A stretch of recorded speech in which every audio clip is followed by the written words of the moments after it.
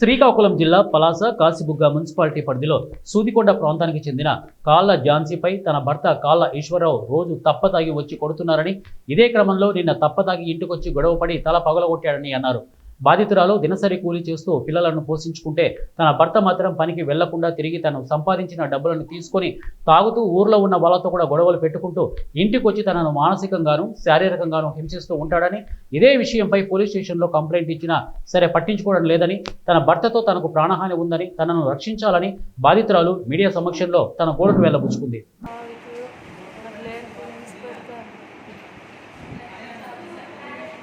Torture పెడతారు. Police స్టేషన్కి వెళ్తే పోలీసులు పట్టించుకోరు. రోజు తాగి చచ్చి పడతారు. అద్దెంట్లో నన్ను అద్దెంటికి వచ్చి గొడవ పెడతాడు. నేను ఏ పనికి వెళ్ళినా సరే అక్కడికి వచ్చి టార్చర్ చేస్తాను. ఇప్పుడు నేను ఏ పనికి పోటీకి వెళ్ళకుండా ఇంటి దగ్గర ఉంటున్నాను. నాకు కష్టపడేసి నాకు డబ్బులు తెచ్చిమ్మంటున్నాను. నేను ఇవ్వలేదనేసి నాకు తలపైన దెబ్బలు కుట్లు పడినట్టు కొట్టిస్తాను. పిల్లలు దేంతో కొట్టారు? రాయితోనే ఎత్తుకుని చూడలేదు.